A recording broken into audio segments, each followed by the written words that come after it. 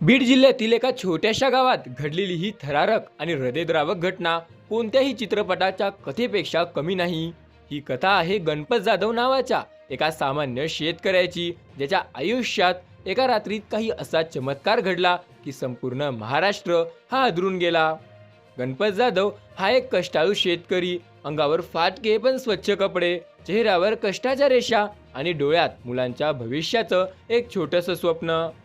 गणपतची परिस्थिती बेताची होती. त्याकडे फक्त 1 एकर जमीन होती, पण त्या 1 एकर जमिनीला तो पोटच्या पोराप्रमाणे जपायचा. गावकरी नेहमी म्हणायचे, गणपत तुझी छोटीशी जमीन आहे, पण तू तिचं सोनं करतोस रे.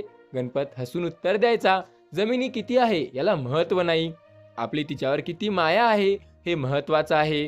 त्याच्या संसारात पती पत्नी आणि सोनू राणी हे 2 मुलं होते. मुलांचं चांगलं शिक्षण व्हावं, त्यांना नवीन कपडे मिळावे एवढी त्या गणपतची साधी इच्छा होती. पण निसर्गाच्या मनात काहीतरी वेगळं होतं.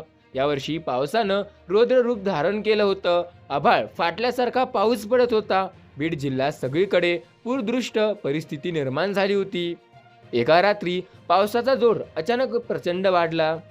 विजा कडकडत होत्या, वारा सुटत होता आणि काळोभोर आकाश जणू जमिनीवर कोसळतं का काय असं वाटत होतं. गणपतची जमीन नदीच्या काठी असल्यामुळे लक्ष्मी काळजीत होती. ती म्हणायची, गणपत हा पाऊस थांबेल का? आपली जमीन नदीकाठी आहे, काही अगत्तर घडणार नाही ना.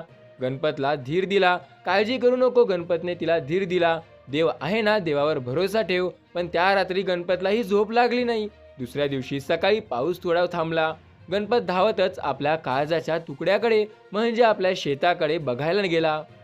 शेतापाशी पोहोचताच त्याच्या पायाखालची चक्क जमीनच सरकली. त्याच्या अंगातून एक थंड शिरशीर गेली. त्याने जे पाहिलं त्यावर त्याचा विश्वास बसणार नव्हता. त्याने डोळे चोळून पाहिलं, पण सत्य काही बदलणार नव्हतं. तिथं काहीतरी अघटित घडलं होतं. गणपतच्या त्या 1 एकर जमिनीवर तिथे कालपर्यंत हिरवं पीक डोलत होतं, तिथे फक्त आज पाण्याचा वेढा आणि चिखल होता. पण धक्कादायक गोष्ट वेगळी होती. गणपत तिथे उभा राहून आपली जमीन शोधू लागला, पण त्याला त्याची जमीन काही सापडत नव्हती. संपूर्ण गाव तिथे गोळा झालं. लोक आश्चर्याने बघत राहिले. पुराच्या भीषण प्रवाहानं गणपतच्या शेतातील 2 ते 3 फूट खोल माती संपूर्णपणे खरवडून गेली होती.